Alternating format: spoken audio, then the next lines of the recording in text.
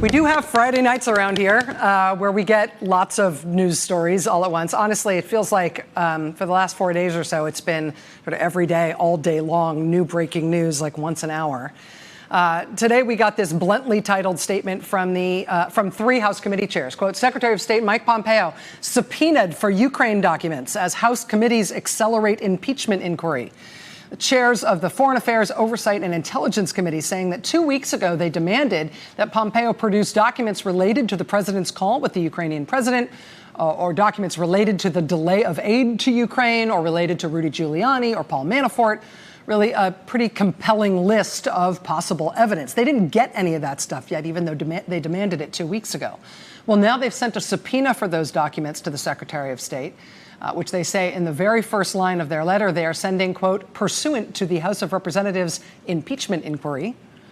They also inform the Secretary of State that they're scheduling depositions starting next week with a bunch of State Department officials who are named or referenced in the whistleblower's complaint. People who either were involved in this scheme to get Ukraine involved in the 2020 election, or may have been witnesses to it, or may in some cases have sort of been collateral damage. We don't yet know if those depositions are going to be just transcribed or if they're going to be taped, but they're going to happen very quickly, starting on Tuesday or Wednesday of next week and going right through the following week, the 2nd, the 3rd, the 7th, the 8th, the 10th. We should probably assume that since these things are depositions, the questioning will be done by committee counsel rather than by members of Congress.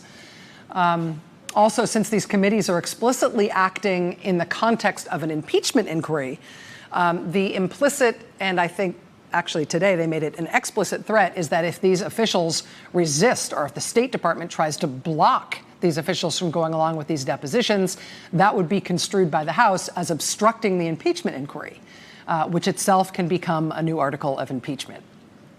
We would quickly, therefore, find out what kind of additional weight the impeachment inquiry gives to congressional demands, but that would open up the president himself to additional impeachable offenses and additional articles that the House would vote on. Among the officials who are apparently going to be deposed is this man, Kurt Volker.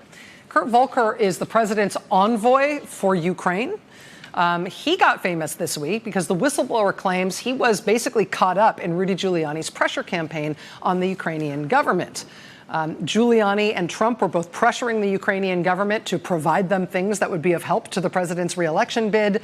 Immediately thereafter, Ambassador Volker turned up in Kiev, reportedly following up on what Giuliani and Trump had been demanding, trying to guide the Ukrainian government in terms of how they should respond to those totally inappropriate and possibly illegal demands.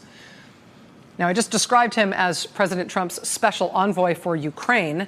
As of a couple hours ago, I should say that he is the ex-special envoy for Ukraine because just after Kurt Volker was told to appear for his deposition next week, he resigned just within the past couple of hours. Like I said, news is moving fast. You saw that subpoena and those deposition announcements go out from 3 committee chairs. That's Foreign Affairs, Oversight, and Intelligence. One of the questions we've had over the course of this week is whether one committee is going to take the lead on this impeachment proceeding against the president. If so, which one? If Congress is, focused on this Ukraine scandal as a matter of, foreign policy and maybe it's Foreign Affairs because it involves a foreign country. Would it be the Judiciary Committee since they traditionally take lead on impeachment proceedings?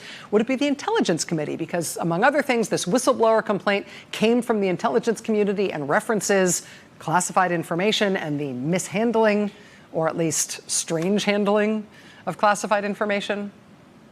Well, tonight, House Speaker Nancy Pelosi has written to the members of the House, the Democratic members of the House, in a new Dear Colleague letter in which she makes that clear. Quote, the path forward will be centered in the Intelligence Committee led by Chairman Adam Schiff. For his part, Chairman Schiff tells NBC News that his committee has already begun reaching out to witnesses and expects to send out additional subpoenas and additional announcements of further depositions in the course of the next week. So I had planned a whole different show for tonight, but this has all just happened in the last couple of hours, so we're just trying to keep up. Stay with us. Hey there, I'm Chris Hayes from MSNBC. Thanks for watching MSNBC on YouTube. If you want to keep up to date with the videos we're putting out, you can click subscribe just below me or click over on this list to see lots of other great videos.